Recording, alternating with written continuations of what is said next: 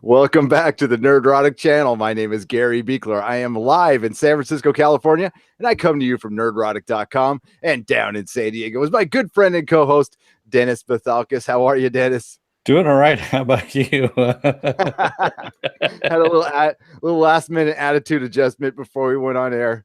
You can use your imagination on that one, folks. He had a wardrobe malfunction. Yeah, That's wow. all I'm going to say. How's it going, everybody in the chat? We're covering what was supposed to be the season finale of Legion, season 2, episode 10, chapter 18. But it wasn't. Thankfully, we have a 11th episode and a 3rd season. So yes, well done. Thankfully. Well yes. done. And I'm applauding Noah Hawley and everybody on this show because this episode kicked ass. This was best episode of the show so far, period. End of story. I want to watch it again right after we're done. Yeah. It it had moments that you're reminded, and we talked about this last podcast, was like, I'm so into the show that they like these are superheroes with powers, and we don't really think about it that much. Yeah. We're so into the story, and you forget. You know what he does is he doesn't dwell on it. He doesn't dwell if they're different from everybody else. He just says, okay, they're people with powers, deal with it. They're normal. Yeah, they're normal people. It totally almost feels real. Like they're not going to use their powers every second. And so when they do it, it has impact and it means something. So like Carrie, by the way, kicked ass so much. Well, and we'll get to that. But let's start breaking this down because holy crap. Yeah. Damn. Did you notice at the beginning of this one was letterboxed? Yes, I did. So we have the lightning happening, crashing down, and we're running across a field, and we see these guys with baskets on their heads. It wasn't safes, it was baskets, running across the field towards a yurt that had a fire going on. And we see a pregnant Lenny laying on the ground and bones, just human bones strewn around on the ground. And we get to see David with the comic book hair. Yes, which I was asking for, right? Dude. He heard you. That's what it was. Oh, I was hoping they would do that. And I was like, God damn. Like, that was cool. Again, the most comic book show on television. Yes, exactly. Easily the most comic book show on television. Bad Robot, they did have baskets on their heads as they were running towards the yurt that was there.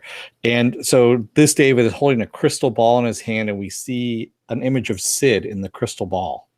Yes. And Sid we find out, is laying next to David, and they're lying together in the tent. And she's flashing back on her conversation with Clark, saying over and over again that I'm going after him. I'm going after him. I'm going after him. Are you a good person? Yeah. Are you a good person? And I have a feeling that this leads to, that was implanted for her to go with David. That's the reason why she's there, to weaken him, because that is David's weakness, is Sid. Yep. We know this. And so now I'm all but convinced that was all planted by Farouk for her to go out there so that he could use her. Sid comes out of the tent, and we see this giant hole in the ground with a giant bathtub plug. I know, right? And again, we're like, okay, it's Legion. Yeah, it's Legion. Okay, that's cool. And and it's kind of funny. She kind of looks over and she's like, hello. And then we see this bunny on a rope get tossed up to her. And he's hooked in. It's not like a bunny on a leash. No, it's a bunny on a hook. Yeah. And I mean, it's just a giant fishing hook, which it's just wrong, man. It is, dude. And she's like, come here, little buddy, let me get you. And she unhooks him, and she's like, there you go, you're free. And all of a sudden the hook, we see the line get snagged, and it hooks her into her right hand, and it just drags her down in the hole, and she's screaming for help. And then we have David waking up looking for Sid, and he sees the hole, and he's trying to find Sid. He's yelling for Sid all this time, and we see her getting dragged down the hole, just slowly but surely. Well, not slowly, but kind of going down there. And then we see her getting dragged down the hallway. She's all this time by the hook in her hand. Yep, which makes me think, like, is this going to lead to her arm missing in the future? There's a couple things that happen. That's her right hand. I didn't read. Is her left hand that's missing? Okay, so I wasn't sure on that one. Yeah. Yes, me, Fanobi, I have been teased by a silly rabbit before. Silly wabbit. Silly wabbit. Tweak is for kids. Sorry. No, I also right. And also, David didn't go down the hole after her, which he knew she went down. David went somewhere else. He did. He did. But we see her getting dragged over to this room with all these lighted tables where Melanie is, and Sid unhooks her hand. And actually, it's a very interesting room. I like the whole root concept coming out of the grounds with lights on the ends of the roots. It was very cool. Yeah, I like looking. that too. Yes, I like those tables too. Yeah, the tables were awesome, man. I think someone was actually saying, I think it was Pen Farm Girl was saying, how do I get one of those tables with some liquid inside of it, like a glass table? Yes, definitely. Yeah, that's actually very cool. And Melanie's going on and on about how, the men are off on their thing again, and she's pissed off at Oliver. And Sid basically tells Melanie, you know what? I'm sick of your shit. I know you're pissed at Oliver. Great. But, I don't want to hear it anymore. Yeah. Which is kind of nice. But Melanie keeps going on and telling Sid that David doesn't love her. And she starts showing her all these different views of what David's been doing. Yep. And the praying mantis has got it right. Eat their heads. We just need them for sperm. Yeah. And basically she's just working on her, just totally nipping at her here and there, here and there. And finally she shows her what David did with future Sid. Remember, he said he wasn't going to do anything, but here's what he did. And we see him kiss future Sid. And she goes, that's okay. It's a version of myself. I'm okay with it. And you can tell she's not okay with it, of course. And it's just, man. And at one point, she actually says, Sid says, someone put a monster in his head. And Melanie says, what you call a monster is actually a gift. Yeah. Well, and that's when we know who's talking at this point. Yes. We know that this isn't Melanie, that Farouk is in Melanie at this point. Now we don't know for sure. Well, Farouk. I'm still not clear if Farouk can be in more than one person. Yeah, I don't know if he can either. That's the whole thing. I don't think he can. I think he can only be in one. He's like kind of like a driver or a passenger, if you will. There was a book called, The Dark Passenger. What was it? It was a Stephen King book, I think, that had something like that in there. So we see David in a sandstorm, and he finds the rickshaw and the monastery, and he finds Oliver sitting there at a table drinking a martini, and he's like, where the fuck is she? And he comes up and just basically slams him to the ground and says, you're going to tell me where she is? And Oliver's like, no, I'm okay. And he kind of locks up. I love how he locks up his mouth, throws away the key, and you hear the key. You hear the key. Yeah. On the ground, which is really funny. And basically David's like, you know what, I'm not taking this anymore. The playtime is over at this point. And he ends up going, you asked for this. And he grabs onto Oliver's head, and we see him in his mind, goes in there, and he's got Oliver chained to a chair. And he starts drilling into his legs. He's like, you got to tell me where she is. Where is she? And he starts drilling into his legs. And as he's drilling into his legs and Oliver is screaming out, we start switching locations. We're in the middle of the street. Then we're out in a field, and all these. And it's just really, really it gets really insane. And just to get to one chat here, Jody was asking, did you guys in the previous podcast, did we call that Farouk controlling Melanie? Yeah. The question is, how long has he been controlling Melanie? They gave the impression that he's been inside Melanie before. That sounded bad. Sorry. Yeah. But he's been controlling her for years. Yeah. Because we were talking about it when we saw her younger version last episode. That he's been controlling her for years this way. Yep. Which is really messed up. Also, let me give the quick rundown. We forgot to put up the sign. Let's do the sign now. It's a little late, but we spoil the hell out of the episode. And if you're new to the show, we've got a lot of new subscribers. What we do is we run down the recap real quick, and then we get to the chat and find out what you guys think. And you guys have I'm already seeing a lot of great theories up here, so I can't wait to get to the chat. But yeah, sorry, I got really excited and I wanted to get into it. It's all good. Let's continue so we can get to the chat faster. Yeah. So Melanie shows Sid the torture that David's putting Oliver, through, and she's telling him how he's the monster, not Farouk. Farouk is not the monster. And we see Sid starting to change her mind. And then we have Lenny and Amy appear again, like we saw in the last episode in the car. The car catches fire. She grabs the case out, and she goes over to the guys that are sitting with safes on their heads. And they're sitting around the hole that's in the ground. And we see her open up the case, and she's looking inside, and she pulls out this rifle out of this really small little case. So obviously the case does not follow the laws of physics at this point, which is kind of cool. Yeah. No, it was a TARDIS case, basically. Yeah. And I love how she's whistling "Happy Birthday." Yeah, and we were wondering about that because we saw her with the gun in the flashes and everything. We're like, how did that fit in the case? But yeah, we know now. Now we know, yeah. And so she's just, she puts the gun back, she puts the rifle back in, and she asks the guy, she goes, is there a monastery someplace around here, and how do I get to it? And all the monks point in the direction that she's like, needs to go. Okay, great, thanks. She gets up and leaves, whistling "Happy Birthday," and she goes off and about her little business, which I thought was pretty funny. Then we have Sid getting sick again, watching David torture Oliver. And she goes, doesn't it bother you? And she goes, no, I've changed my viewpoint now, is what Melanie says. And this is when she starts showing Sid all what David has been doing with future Sid. And then she asks her what future Sid asked David to do. And that's when Sid says, oh, well, he asked David to find Farouk's body, so that Farouk can help them stop whatever happens in the future. Yep. She goes, are you sure that's everything? He says, well, he says he doesn't know why. And she goes, are you sure? Yeah. And it turns out she knew why, but just not then. Yeah. And she says David is the one that destroys the world. He becomes Legion, the world killer.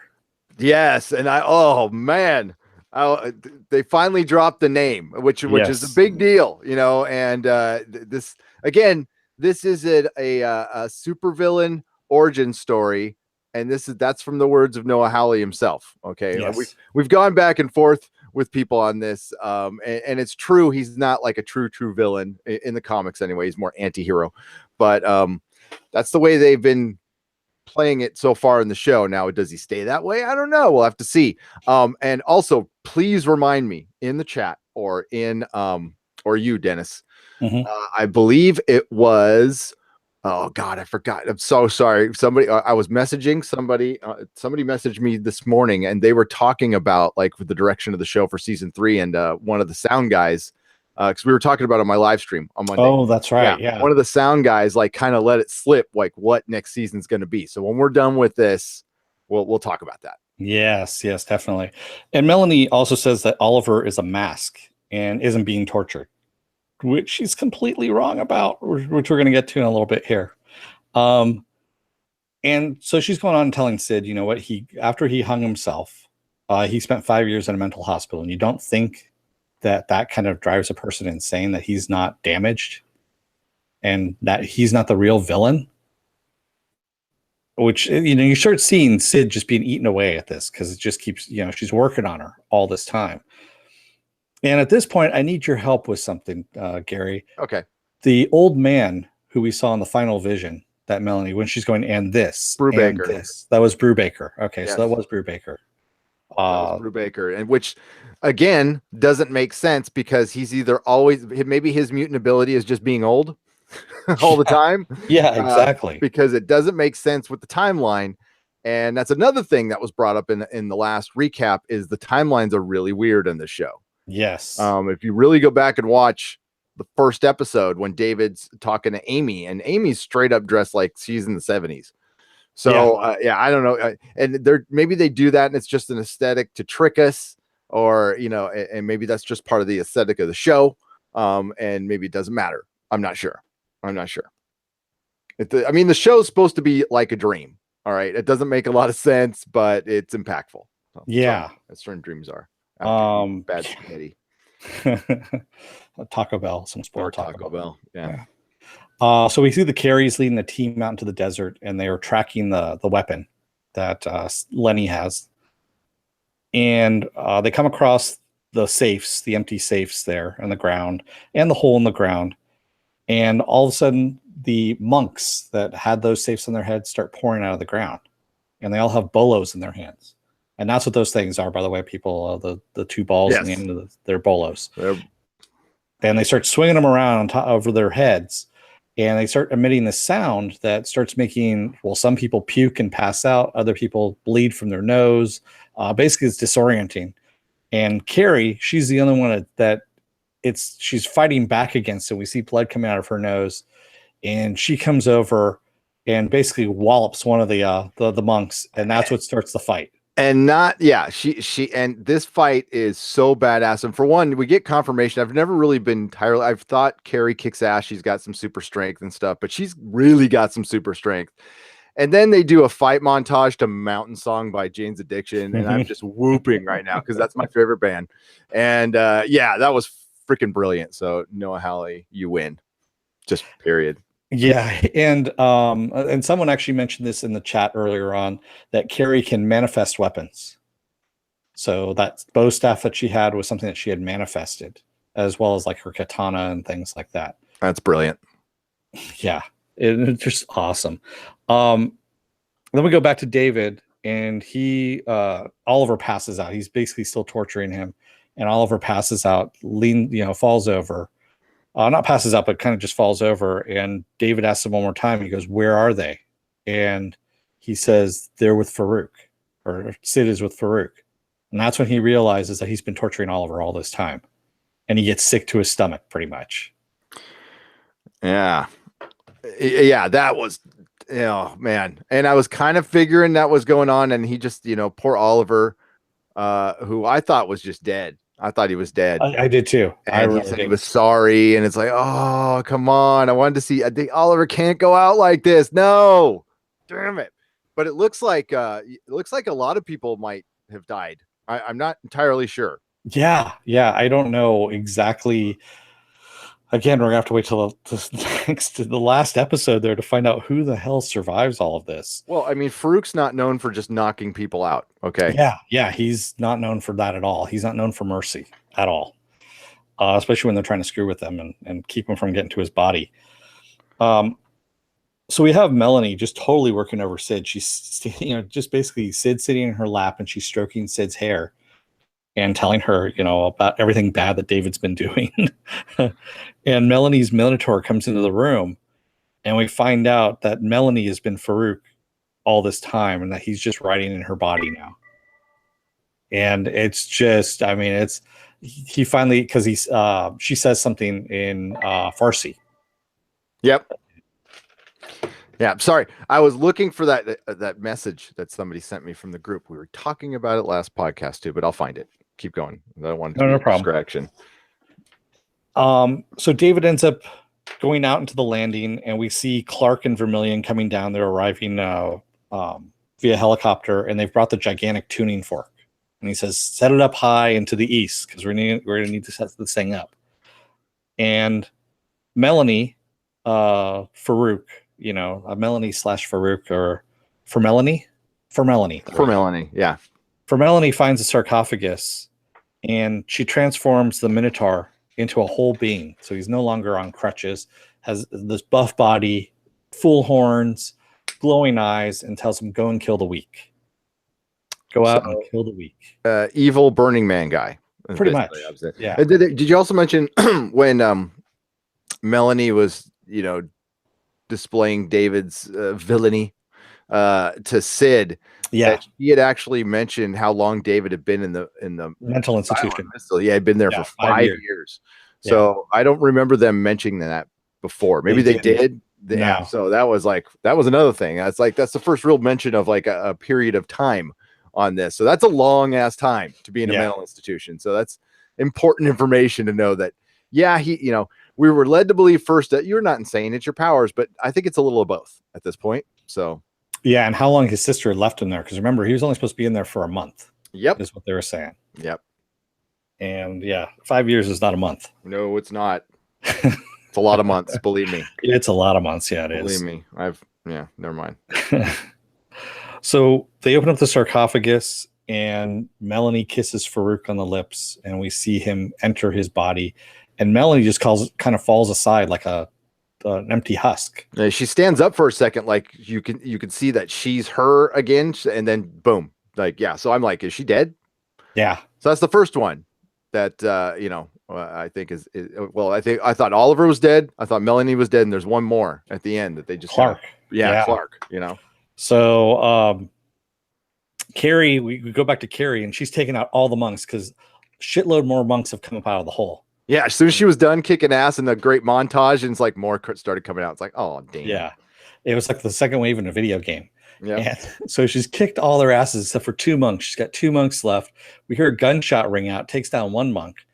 And then the other monk uses his bolos and takes Carrie and drags him down into the hole. And that's when we see Lenny show up with the gun. Yep. And they're both looking down in the hole, and she goes, so you gonna go down and go rescue him? You gonna go after him? And she goes, yeah, you coming? And no, I'm supposed to stay here. I was told I have to stay here for the big payback. For the big payback. Yeah, exactly. Nice. And then Carrie jumps down the hole, and that was badass. It was all poof, poof, poof. Yeah. That was cool. I like that. Yeah, Lenny actually applauds her. She's like, not bad. Oh yeah. We again, that's why I even wrote my notes. That's what made me think about the powers thing. It's like, oh yeah, powers. It's a thing in this show. But not a stupid thing. It's really good. It's really good how he does that. And Carrie's getting dragged or pushed aside by the monk down the hallway there. And then we see the Minotaur on the ceiling, who grabs the monk and starts, I don't know, eating the monk or draining the monk of something. I couldn't tell. It was dark. Yeah. It was very hard to tell. And then started looking at Carrie in the same kind of light. And Carrie's got the bolo still around his arms. And he's like, yeah, I'm going this way. And starts running down the hallway. Does his best C-3PO. He's all, oh dear, oh dear, oh dear. Yeah. And I love how at one point he starts thinking of chemicals. He's like, magnesium, no, that's not gonna work. And he runs into the room where he finds David and the body of Oliver. Oliver laying there, which was kind of weird because that means they're in the monastery then at this point. Yeah, that tunnel leads to the monastery, and that's where they were the whole time. Yeah, and David tells Carrie, basically, Carrie gets untied and looks at Oliver and goes, "Good news is, Oliver's okay. I think he'll be all right." And David tells Carrie, he goes, "This is all just bullshit, pretty much, because we brought the tuning fork, and that tuning fork turns the choke, turns people like him and me into ordinary people for a couple of minutes."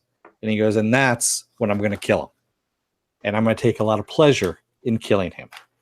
And it's starting to bother me because it feels good. It's starting to bother me how good it feels. And then you hear it, Dave Stevens has done such a great job. And I even alluded that, out of the show, I don't know if he's my favorite character, but he kind of became that at the end when you hear him going, all Legion on us. And that was cool. That was really cool. Yeah. And then we see Carrie roaming the halls looking for Carrie, and she finds the pieces of vermilion and some piece that's still alive. Because, by the way, when Carrie is running down the hallway, he runs into 2 vermilion and he tells them about the Minotaur, and it's up on the ceiling. Yeah. And they go running up there, and they, of course, you hear them kind of yell, and we know that they've gotten taken out by the Minotaur. Yep. And so Carrie finds what's left of them in the hallway, and Vermilion warns her, but it was kind of all messed up, their voices, so she didn't really know what they were saying. And she ends up going down the hallway some more and finds Sid in the room. And Sid tells Carrie that they need to stop David now because, Sid basically says that David is now the monster, and they need to stop David. That Farouk, they don't need to worry about Farouk, which is kind of weird. And at this point, the Minotaur decides to come in. And Carrie's like, "I've got this." And Sid's like, no, let me. She goes, "I got to go punch something anyway." And we get this slow motion montage of Sid fighting the Minotaur, getting choked, bleeding. And what we're left with, and I don't know what's going to happen here, is the Minotaur being reflected in Sid's eye as we see his beak or nose coming down towards her arm, and it's her left arm. Yeah, that was the other point where I'm like, is her arm going to go? Because Carrie's still in the room. Okay. Yeah. And I don't know, like maybe she's coming at him right now, but we don't find out at this point. No. So yeah, we've got a lot of things to wrap up here at the end there. And so Farouk ends up walking up to the to the choke that's being set up, or it's already in the ground with Vermilion around. And Carrie's like, "Hey man, can I help you?" And Farouk's like, "No, I've got this." And he knocks everybody out, all the humans, or kills them. I'm not or really kills sure. them. We don't know for sure. And Vermilion looks at him and says, hostility imminent, possibility of success 0%, retreat. And he lets them go. Yeah. So but then the sun rises for some reason. Well, yeah, he takes the tuning fork, pulls it out of the ground with his mind, and just tosses it for miles. And that's when the sun rises. It's kind of weird. The sun just kind of rises up, and as it's rising, and Farouk has his back to us, David is reciting the Angry Boy nursery rhyme. Yes. We hear the voiceover, the Angry Boy nursery rhyme. And just as he finishes it, Farouk turns around and we see David close up and he just says, "Boo." And that's where we leave the episode. That's where it ends. And at this point, before we get to the chat, this is why I want to explain why television is the medium for comic book stuff. This is where it needs to be. This is where it needs to stay. Screw movies. Movies cannot do what Legion just did. Okay. Yeah, So no way in hell. What Legion just did right now is set up freaking Doctor Doom versus Magneto. And it was over a 12-issue arc or something like that. And this is the feeling you get after reading months and months of comics of build-up and stuff. And we have enough action within to keep us entertained, but it builds up to this giant battle that that gets paid off real well. And I just used those two, those two didn't have some epic battle. They fought before, but never an epic battle. I just use that as an example of like two major villains. We got backgrounds on all of them. We know both of these villains now, or heroes, or whatever, both these characters, and this face-off is going to be awesome because they've spent 2 seasons building it up, and that's something you can do in a TV show and you cannot do in a movie. You cannot be this impactful. So yeah, that was amazing how they set that up. And yeah, so forget movies. I want my Batman show, I want my Superman TV show. Just bring them on the TV where we could tell better stories. Yeah, we don't get the spectacle, special effects, whatever. Don't need that. Don't need that if you have great storytelling. There isn't a bunch of crazy CG in this show. There isn't it's just great storytelling. And this guy like understands the X-Men. Above all people, he understands the X-Men. Like he needs to take over the X-Men. Kevin Feige, are you listening? Don't let this guy go. What he's done with just these 2 seasons alone is nothing short of fucking amazing. I mean, they had, how many X-Men movies have they had now? What is it, 6? It's we're almost on 20 years of X-Men movies. Okay, so they started in 1999, and I think we're over. I can't remember the number. It's 10 or 12, something like that. If you're counting Deadpool and everything. And everything that's coming out, I think it's like 10 or 12. But you have almost 20 years of a franchise. And honestly, maybe it takes that long for somebody to figure it out. Like Marvel knew their shit, but maybe that's how long it's going to take Warner Brothers and Fox, honestly, has been doing a great job. Okay, Dark Phoenix sounds like it's going to be a hot mess. But this is awesome. We can't lose this because of that. So 20 years and 10 movies, so we'll say 10 movies, versus 2 years and 20 episodes. And this feels more like X-Men should have been than anything else that I've ever seen. I'd also like to point out in my live stream for Monday, I kind of shit on the Saturn Awards because this show didn't get nominated for a single Saturn Award. It didn't get nominated. Oh, they have a category called Best Superhero TV Show, and it was all the CW shows, Gotham, and Marvel Agents of S.H.I.E.L.D. And this one didn't get nominated. Wow, Saturn Awards. Yeah. That's okay. Mm-hmm. Yeah, that's just right bullshit. On. Yeah. Well, I mean, you're irrelevant then. It's like maybe I had actually forgotten they had been around. Like this one deserves to win Hugos and freaking Emmys, dude. Yeah. I mean, Aubrey Plaza alone for her portrayal. I mean, agreed. Dude, she definitely needs to be nominated and win for an Emmy because and David, the guy who plays David, awesome guy. Hey, she wins us. Okay. The she and they win us. Our wonderful chat, our little podcast. Yeah, you guys rock. So, yes. So we're going to get to you guys right now, as a matter of fact. Let's do it.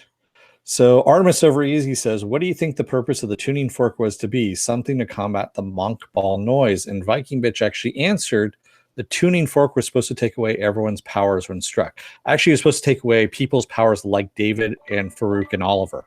Then make them just normal, everyday people. I thought it was just mutants. No, he said psychics? People like me. He said people like me and Farouk is what he said. So it's just supposed to take away their powers for a couple of minutes only. It wouldn't have been long. Yep. But that was just enough for them to be killed. And, Farouk should have just crushed the thing, not just thrown it. Okay. Yeah. So I think that's going to come back. Yeah, because David could wink it back into existence, right? He can just transport it. Well, we've seen flashes of, Lenny, raising the gun out and stuff. Yeah. So that stuff's still going to happen. So let me get to, and if you're in the chat, gosh, who was it? It was one of you guys in there who emailed me this morning, and I'm sorry I forgot the name, because I was trying to retrieve my message, and I really have a hard time getting my messages from our group for some reason on my phone. It's stupid. Huh. But they brought up that Buzz Talk TV had talked to the sound guy, and somebody asked a question. This is kind of getting spoiler territory a little bit, folks, about like what the direction of season 3 is going to be. And it certainly looks like he tipped it off. So instead of me absolutely saying it, I think it's go to Buzz Talk TV and their interview on Legion and go check it out. And then we're going to get into our theories. And he kind of nods to one of the, I can't believe he nodded to this, but one of the girls, says like, does this happen? And he kind of nods, and it looks like they're going that way. So this is truly, I will say that Noah Hawley has kept to his word, that this is a super villain origin story, which is awesome, which is great. Yeah. I love it. Oh, me too. Omari Daniel says the lightning was from Storm. I'd like to think so. Apple Crows says there's a very good reason normal people in real life don't have superpowers. Irredeemable and Hyperion don't even start to cover it. No. Yeah. No, not at all. Irredeemable is a damn good comic book, though. It really is. It really is. But what this show is doing, because especially with Hyperion and Irredeemable, you don't see much of the good first. I mean, you see a little bit with Hyperion, but not with Irredeemable. You see flashes of it and stuff. But yeah, this builds up like and Melanie was even saying it sympathetically in the show. Like, this kid is just, there's no way this kid could have turned out good. Look at all the shit he has gone through. Yeah. It was almost apologetic. It's like, I'm sorry, but Yeah, she said he saw things as a child that no person should ever see in their life. Yep. And, throughout his life, he kept seeing all this stuff. And so, yeah. And then all the drug use and stuff like that. She said he was bound to turn out that way. Mako says, I have the same facial expression after watching an episode of Legion as David on that screen behind Dennis.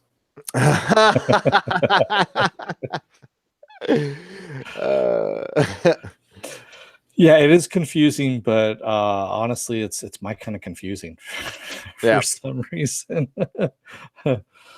Joey Walker says, Lenny having children, which would have their own children and so on, is a terrifying thought. Yes, yeah, it is. Really, it would be. Apple Crow says, I also wonder if there might be a connection between Clark and the Minotaur. Just thought about that when the Minotaur was let loose and dropped its canes. Also, both guard mazes. Yeah, and they were in a maze at that point, which is interesting. Yeah. And what has become of Ptonomy? Is he really just downloaded into a computer? He's in the mainframe, yeah. And also what's happened to Admiral Fukuyama? Exactly. Is he dead? Yeah. The monk is dead, obviously, but he's in the mainframe as well. So yeah, there's still people that need to pop up here. Yeah, we need to wrap up that little portion of the story as well. Eric Scott says it's kind of the opposite of following the bunny down the rabbit hole. Yeah, it was definitely the opposite of following the rabbit or going down the rabbit hole, if you will. Omari Daniel says that room Melanie and Sid were in, probably some of the best visuals of this season. Yeah, and there were practical effects, man. I mean, that I would love to see a bar like that or a restaurant or something. That would be awesome. That was kind of lit like that. Oh yeah, very cool. Bad Robot. I was thinking about lighting in this show more than I ever have in any show. Yeah, this show, technically this show is amazing. Lighting is like the one thing I was kind of decent at. Like just I don't know. I was a good editor, but I was terrible at shooting because I couldn't see anything. I always had shit out of focus. But I was good at lighting, so I appreciate great lighting, and and the sound. You know, that's it's so great listening in my expensive-ish pair of headphones. How's it on your 7.1? Oh, dude. Well, the thing is, they don't have true surround sound on it, so it's only the faux surround sound. It's not bad, but it's not like the 7.1 what it should be. And I'm kind of disappointed in that. I've got to wait. I've got to buy the Blu-rays for it when it comes out. The Blu-rays are very good. It's very good. And Movie Fanobi, it was kind of like Harry Potter's. It's pensive, by the way. The Well Water Visions it's pensive, but that's okay. Yeah. It's all good. And because even Bad Robot was saying, yes, you hear the key. That's what I'm talking about. It's brilliant production. Yes. I mean, from visuals to lighting to sound, everything is thought out to small details, which is you don't hear about this in movies, let alone TV. No, this is cinema level aesthetics on this show. And we're going to get more of this, okay, with these, 10, 11, 12, 13 episode seasons, which are generally the only shows we cover on this just out of necessity, and just because the quality is better. Yeah. And these are tailor made for comic book adaptations. I'm going to say that until they do more of them. And it's right within our wheelhouse because we I mean, honestly, we kind of share almost the same brain. It pretty much what floats our boat. Yep. So yeah. Sorry, go ahead. No, I was gonna say I like it a little weird, Mama. I just do. Oh yeah, me too. I like it strange too. Movie Fanobi says the only vision that was vague or could be fake is Sid and David touching physically with no power issue. That could be a lie. Other events Farouk could have recalled, but I don't know about that. Yep. Yeah. You ever notice like the chat jumps on you for some? I hate it when that happens. Yeah. But it jumped right to one. I don't know if I'm ahead or behind. Let me know. But Viking Bitch did talk about our good friend Doomcock. Doomcock is all over the show now too. He has been encouraging people to watch. And you know who got him into it? Viking Bitch. There you go. Nice. Yeah, well, he definitely needed to be. I mean, especially since he didn't like The Gifted, if I remember correctly. He hated The Gifted. You weren't a big fan of it. I was okay with it. It's for a network TV show. It was. Oh no, I'm saying Doomcock didn't like it. No. Yeah. I'm not surprised at all. Yeah, I'm a little softer on TV than he is, but not much. Artemis Over Easy says Sid has been having doubts about David for quite a while now. Yeah, and that's what Melanie was preying on, or Melanie Farouk was preying on that, definitely. And the way it was just done, it was just so well. It kind of reminded me of like Demons in a way, the way she was stroking her hair, and she started off kind of slowly, well, this is what he's doing. He was promising you this, but this is what he's doing. And then she starts moving in closer and like stroking her hair just a little bit as she's, sweet talking her. And then finally at the end, she's got her in her lap, stroking her hair, behind her head and all that stuff. And I'm just like, wow, that's just really evil at that point. It's like Disney evil, No, she was straight up the devil right there. I mean, just like being convincing. And, I was almost convinced, to be honest with you. I was like, yep. He's an asshole. Movie Fanobi says that Nerdrotic. How about we just shout you and Dennis are great hosts? Thank you, Movie Fanobi. Thanks. I appreciate that. That's nice. Bad Wobot says the manipulation plays into the ideas they've been narrating this whole season. Yeah, everything that John Hamm has been those intercut scenes. Yes, they've been definitely, those are there for a reason. And again, like I said, this is some of the most masterful piecing together of a show that I've ever seen. So yeah. If Jane's Addiction is Gary's favorite band out of the 3 banned words, Porno for Pyros. I actually like Porno for Pyros, Apple Crow. I do. I mean, it's not Jane's Addiction, but their first album was quite good. Second one, not so much. I'm a big Perry Farrell fan, so Peripheral. See how his name is. Yeah, so I just had to mention that. I'm trying to work my way back up to where you are. Luke Lucas says, when I saw the Legion hair and then Melanie said Legion, I thought Sir Patrick might show up tonight. I did too. Yeah. Maybe that's what the 11th is for. I think so. I think we might see a little bit of a bald head in the 11th season, the 11th episode there. Joey Walker says, I think they do it for the same reason Archer does it, just because we think it's cool. Gary, in Legion's case, more of a nightmare than a dream, right? I mean, it's been really freaky in a good way lately. Lots of psychedelic elements. Yes, Jody. And that's another thing I like. I like psychedelics. Yeah. I used to like them a lot, but I appreciate them. That good old third eye, you know. Movie Finobi says, I still wonder if the sound frequency that the monks had is similar or the same as the tuning fork. No, I think it was different because this Division 3 is made up of humans mainly, but the humans and the mutants are working together right now because of David and Farouk. So it affected the humans pretty quickly. We saw them puking and then passing out. Did you read the Hey Dennis from Movie Finobi about swinging your nuts around? Swinging the nuts around. Okay. Yeah, dude, I'm sorry, but that emoji doesn't look like a nut. It does not. It does not look like a nut. Maybe that's not a nut. Maybe that is what he was saying. That swinging their nuts, but it looks like I'm just saying. Yeah.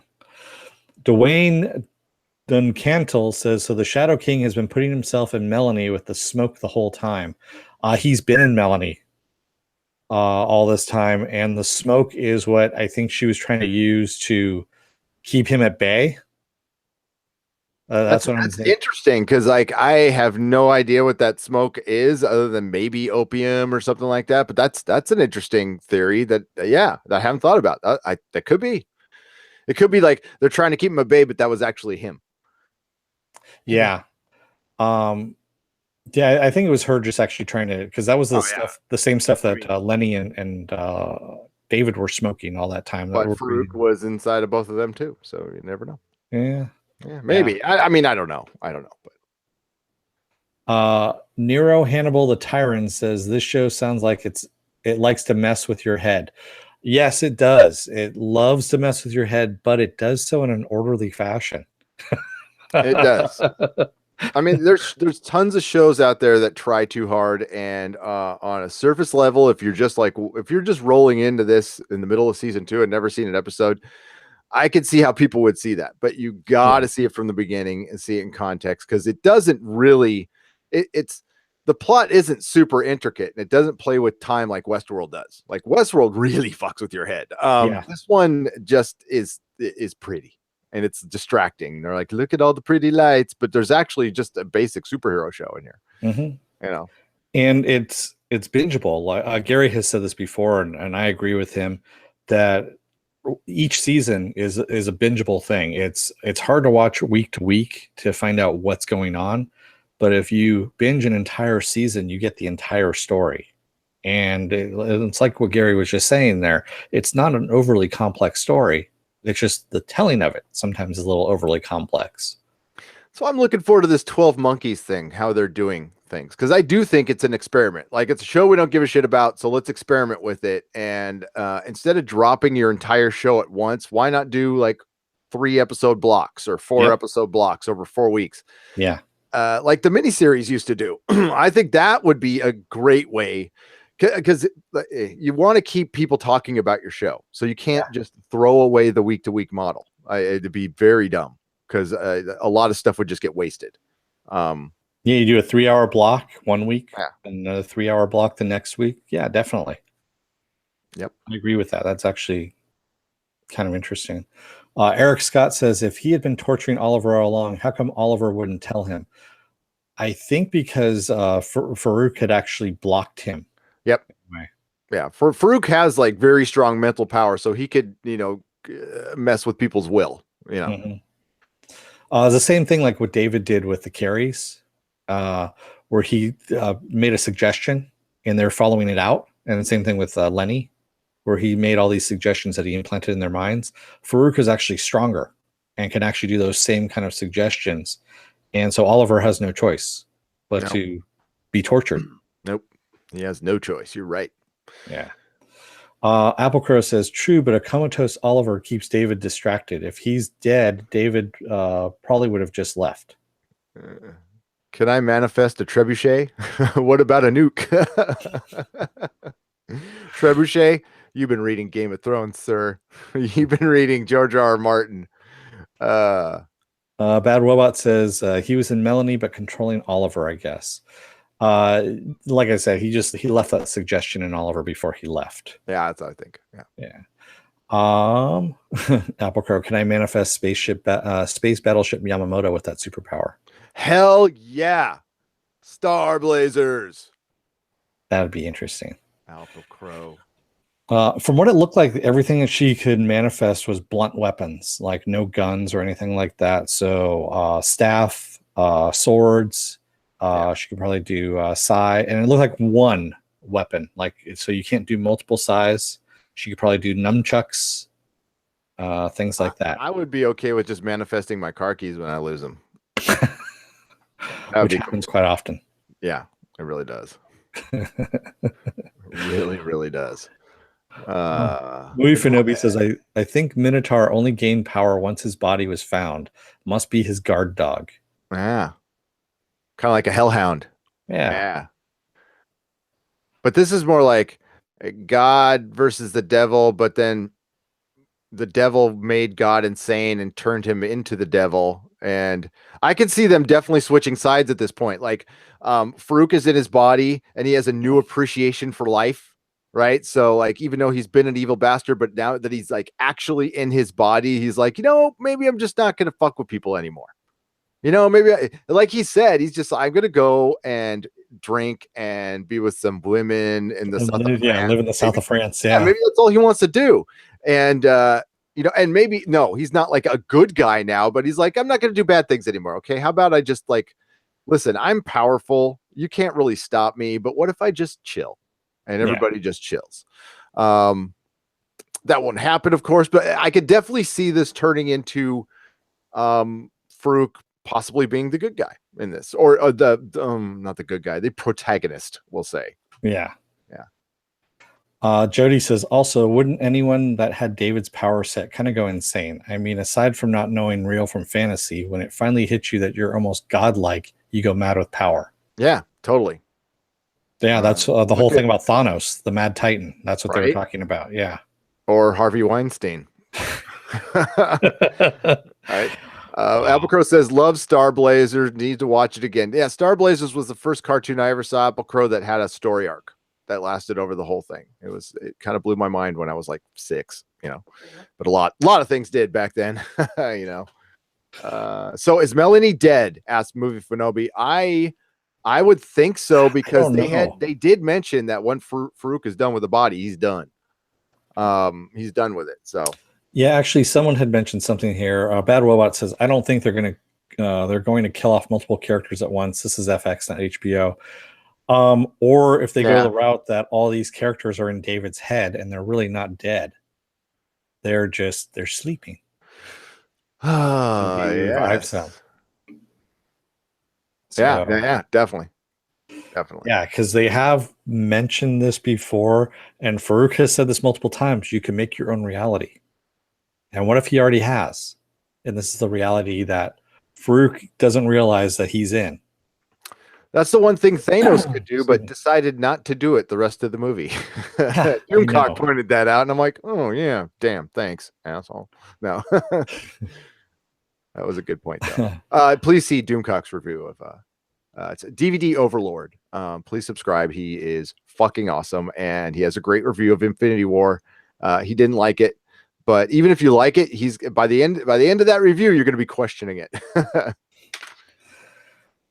Movie Fanobi says, I wanted Patonomy to matrix into one of them. Yeah. Poor That would have been cool. Effed, but his body's not like dead yet. So it's just, they saved his mind. There might be something they can do. I could certainly buy that this is all in David's head because there was a giant pink bathroom drain plug in the middle of the desert. Okay. Yeah. With a bunny hook for a trap.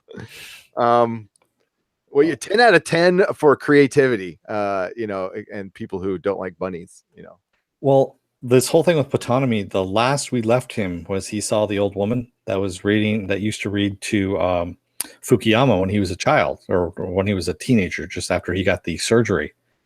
And that's where we left him. That essentially the mainframe has been hacked.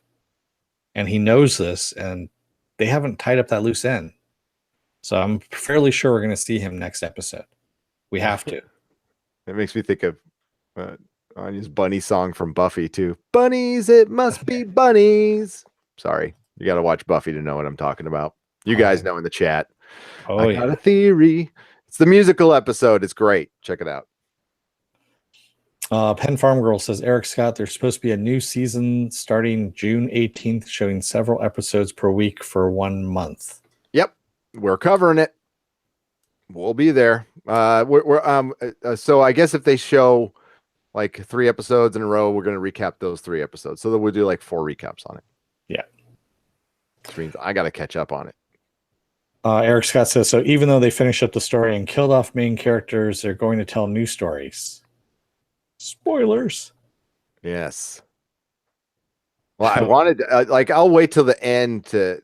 No, I better not. You better not. I think it's really obvious where they're going, guys. So if it's where you think they're going, that's where they're going. Yeah. Your theory is correct. We'll say.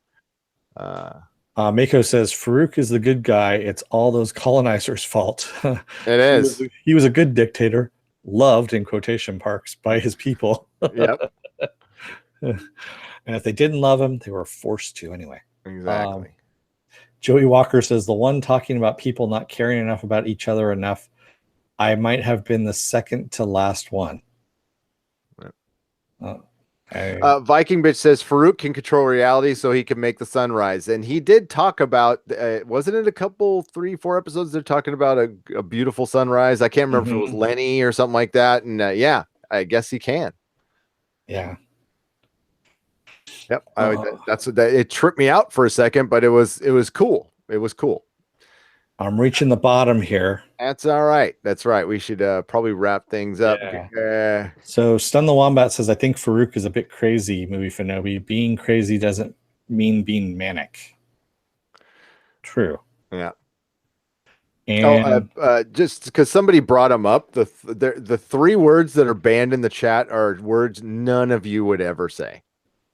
Okay, trust me, they're really bad words that we don't want in our chat. And I'll say I've never seen them in there, and I didn't even realize that I could do that. But yeah, they're just yeah, you could say fuck. I don't care.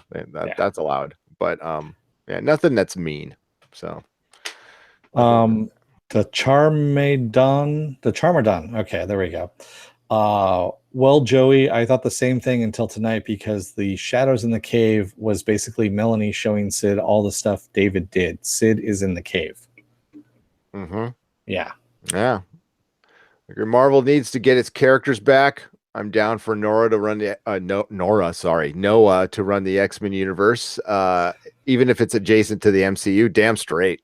Yeah, I actually posted something today that Noah Hawley's finished his Doctor Doom script and the studio loves it. That was Movie Fanobi, by the way, and I forgot he was doing Doctor Doom, and I just brought that. Oh my god! But he's in 5 weeks. He starts filming Pale Blue Dot that he's going to be directing. So he has to wait because he actually wants to do a rewrite on it. He says he just needs to. Well, it's not going to be done in time because he's got Legion season 3, so he's producing a movie that's going to take a year.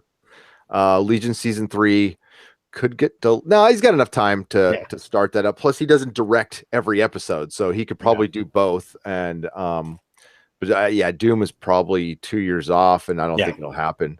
But they would keep the script, I think, if it was good enough. Yeah, from what I understand, they love it, and it's just the first draft that he did. So he goes, "Yeah, I got to go through and clean it up a little bit." Guarantee you, though, the MCU won't let it happen. They want Doctor Doom back so bad. And for those of you who don't like read a bunch of comics, like Doctor Doom is the biggest villain in the MCU. He's the numero uno. Okay, it's not Thanos, it's not Red Skull, it's not Magneto. It is Doctor Doom. And yeah, Amari Daniels, Fargo isn't until 2020. So yeah, Hallie does have time. Yep. Yeah, they don't start filming till next year. So yeah, we're gonna review everything he does. Yeah, I'm gonna review his bathroom trip tomorrow morning. We're gonna be recapping that. Mako, I don't know. Mako says Hallie will bend the knee to Fahey or lose his head. I can see Howley actually succeeding Fahey and Fahey moving up into Disney fiefdom. Well, what they mentioned on the High Council podcast tonight, which is World Class Bullshitters, EVS, and Geeks and Gamers, and the word on the street is Kathleen Kennedy is out in September. And nice. It's going to be, somebody mentioned John Lasseter as a replacement, which I would be totally for, but I think there's some Me Too stuff with him. That's why he had to bail. So I'm not sure how true that is. But Kevin Feige would be, it would be dumb for him to go to Star Wars because he's a Marvel guy. I think he's more like CEO of Disney. I think he'll that would be his next move. Another thing that I posted was about Star Wars was this person that normally does their analyst was talking about Solo, and one of the recommendations that they made was that Dave Filoni should be promoted within Lucasfilm to a higher up position. They've been talking about making him like a lieutenant, like a creative or something like that. We'll talk about that on Friday. Yeah, exactly. So we're at the end of the chat here, so I think we're at a perfect time limit at the moment because we're just at that hour mark. I agree with you, Jody, that Doctor Doom's comic art, and the infamous Iron Man is amazing run for that character. Yeah, a lot of people didn't like it. I actually kind of did. I don't like Iron. I'm not a big fan of Ironheart and Bendis's writing on that. It's not that I dislike the character, but just the way he wrote it was not great. But that's not this. I'm gonna go back now and reread all the Legion comics. Like I'm gonna. They're probably cheap on eBay. I'm gonna just grab them or get a trade or something like that and reread them all now. Fuck it. And maybe I missed something back then. Maybe I was in a different space. I had different taste back then. I was 20. I thought I knew everything, and then you turn 40 and you find out you don't know shit. So it's circle of life. I've always thought. I've always thought the Fantastic Four was boring until the Secret Wars came out. It all had villains together and showed how much Doc Doom was a cut above them all. True, says Philip A. Demick.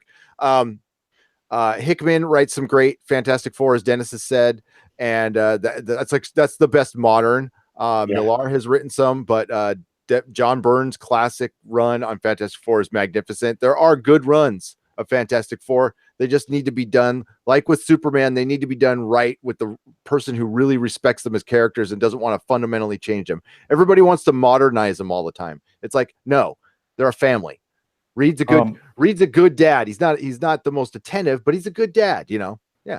If you actually want to read a fun run of Fantastic Four that doesn't have the main characters in it, this is after they've gone off to, vacation or something like that, is the Mike Allred drawn one. And I can't remember, was that Jonathan Hickman again? Yeah, that was Jonathan Hickman who did that one, or Matt Fraction. I take that back. I think the first thing you should pick up for Fantastic Four is something with the actual characters. Yeah. I'm talking about later on. For those of you who actually have read Fantastic Four, it's a fun one to go through. It has She-Hulk, Medusa, Ant-Man, and who else was in there? She-Thing. That's what it was. Yeah, no, that was fun. That was FF. The comic was just called FF. Yeah. I have nothing bad to say about this show and love your live reviews and the chat. I hope in the future Wait, it keeps going up now. I hope in the future I have more time to watch more live reviews. I hope you do too, Battle Marcus. I hope you do too. We are going to try to put out more content this summer. I will try to find more time. Movie Fanobi says John Lasseter. No, I would tend to agree with you, Movie Fanobi. I mean, there was a time he was a creative genius, but there's way too much baggage with him.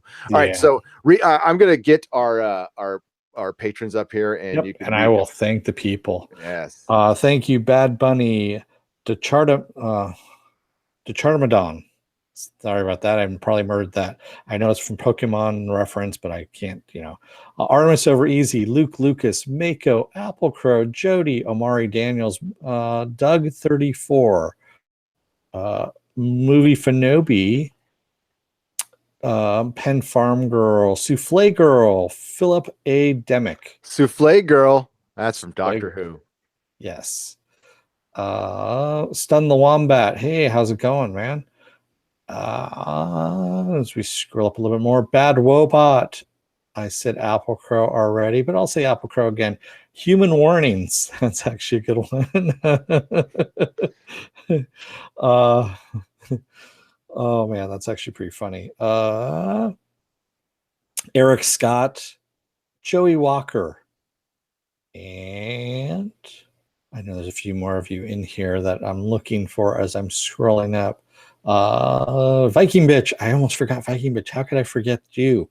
God, that would have just been wrong all the way around. I had to fire you again. I know, really. I mean, first I forget the sign for a week, and then your pants. I know. Yeah. That was your father. Actually, that was your pants. Oh, that was your father. That was me. And what you just saw there was our wonderful patrons. Who was not in the graphic was Chad Welsh and Marcel. Thank you. Those are our newest patrons. Thank you to our patrons. You guys are wonderful. And I also added a new tier once we hit 4,000 subs, which could happen in the next week, hopefully, Galactus willing. And knock on wood, that the new tier is going to be, we will this is for patrons, we'll shout out anything you guys want, like that's legal, like if you have some art you want to sell, or shirts, merchandise, eBay auctions, puppies, whatever, we'll shout it out. And I'll get more details on that on the Patreon. And thank you to everybody else that I missed. I know there are some people in there. We only can go up so high when we're scrolling up on the chat there, and it stops. Yeah, but we really appreciate you guys coming in. So and thanks for being patient while we thank everybody in the chat. That is not something we're going to stop doing. We're going to keep doing that, because if you guys take the time to come in and talk to each other and talk to us, we want to show our appreciation. So thanks. Mako says we need calendars. Calendars. Oh boy. Okay. The people have spoken, Dennis. So there we go, man. Hey, we listen to I do not want to say fans. That's not a word I want to say. To our family, I guess, our community, something like that. Yeah. Our friends. That's what it is. People we hang out with. There you go. I don't want it to be impersonal. There you go. So, Dennis, you can take us out at this point. Yeah. I also want to say you can join us on our Facebook page as well. We also have a Facebook podcast group page where you can talk to everybody as well. So come on in, join us there. If Facebook's not your thing, you can come over to our website, nerderotic.com. We have all our information over there as well. And you can also leave stuff in our chat here on YouTube. So after that, I'm going to say, children of Earth, don't let the door hit your ass on the way out. Otherwise, you might end up pregnant by David on the floor of a bone-strewn yurt. Or by New Janine. It could have been a reciprocal pregnancy. I don't know. Weird. Totally weird. Also want to mention that our next show is The Expanse tomorrow night, 8:15 p.m. Yes. Man, last week's was good. It's only getting better. And that's another show that has a lot of life in it too. So damn, join us for that, for the live recap. And Thursday night, we will be covering Cloak and Dagger. Yes. Not sure what time yet. It's a 2-hour premiere. Oh, wow. So if I have to watch it live, that means the podcast is going to be at 10 p.m. So I'm trying to work out towards a bit earlier than that. Please pay attention to nerderotic.com and Twitter for that. And may the small folks sing songs of your greatness. Good night, everybody. Good night, everyone. Thank you. Thanks.